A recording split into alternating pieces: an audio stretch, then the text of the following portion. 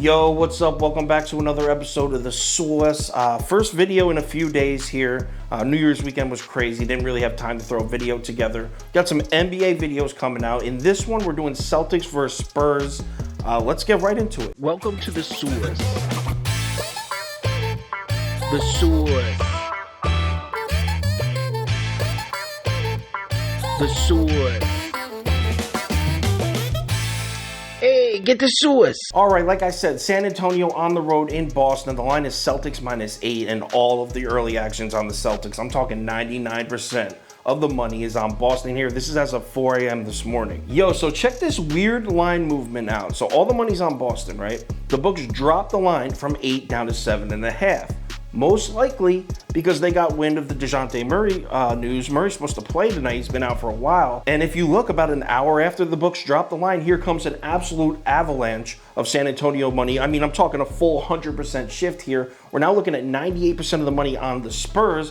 Obviously, this is when the Murray news broke to the public. Books always get that shit first. Basically, what I think happened is the books heard the news that Dejounte Murray is going to play, right? They knew that when the public heard that same news, there was going to be a ton of reaction bets on San Antonio. The Spurs were covering like crazy before Murray went down. So they dropped the line to 7.5. Lo and behold, the news breaks to the public. A ton of Spurs money comes in. And then what do the books do? They sneak it right back up to 8 after all those reaction bets come in. So basically, they just got all that reaction money on the Spurs at a half point cheaper. It's just a little sneaky little move they did. So let's cap this game. If you subscribe to this channel, you already know the first step. We're running the numbers through the spreadsheet. According to the analytics, the line for this game should be Boston -13. So a full 5-point lead on the Boston Celtics here. All right, let's run through a quick breakdown of this game, and we'll start with Dejounte Murray. Obviously, we know the Spurs need this man back on the court. In case you're unfamiliar, you don't know how important this guy is to San Antonio. Before he got hurt, they had won 4 out of 6. They won at Utah.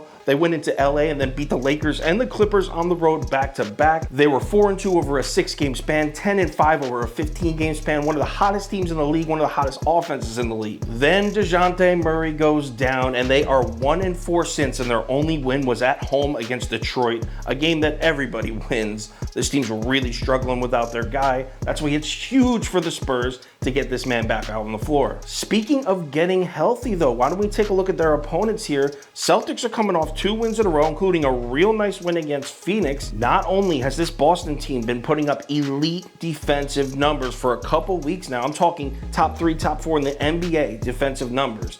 Not only are they playing maybe the best defensive basketball in the league right now, but they're finally healthy. Jayson Tatum returns to the lineup tonight. Robert Williams listed as probable. He's most likely going to play. Now, Romeo Langford and Jabari Parker are both listed as questionable, and those are some nice pieces. Jabari Parker was playing some decent basketball earlier, but Marcus Smart, Jaylen Brown, Jayson Tatum, Al Horford, Robert Williams. When's the last time you saw the Celtics run those 5 out on the floor together healthy? It's happening tonight. Another huge factor in this game. Yo, the Spurs just played a basketball game in Toronto last night. Just played last night in Canada. Hopped on a flight, flew to Boston. Now they're in Boston back-to-back road games. The Celtics, meanwhile, they haven't played a game since Sunday, and that was a home game against Orlando. They've been home resting. They're gonna have 2 full days rest with no traveling. Look, one last thing on a matchup standpoint between these two teams. Dejounte Murray, as talented he is, and I like him a lot. He's fun to watch. He can get to the basket. One of the quickest first steps in the NBA. But he's still, at this point in his career, he's still extremely inefficient as a scorer. Now, why is that so important in this game? Because that's what the Boston Celtics defense does. That's what they want to do. They want to play against players that can be forced into bad shots. They're second in the NBA over the past 2 weeks in opponents' efficient field goal percentage. So that's what they do.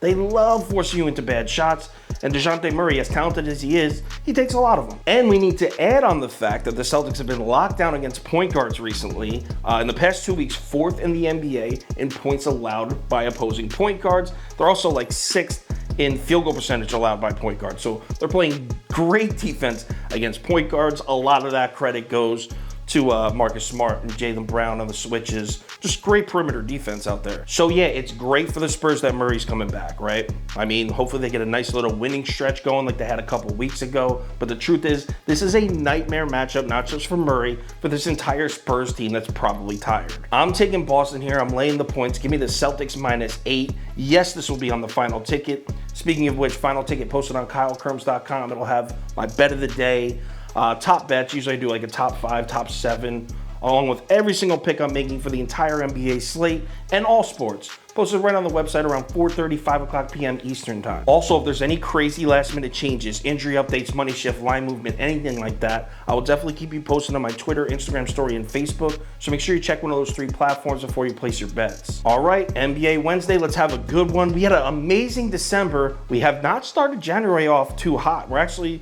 I think, 4 losing days in a row. After that monster 40-plus unit December we just had. So we're gonna bounce back. It's only 4 days into the month.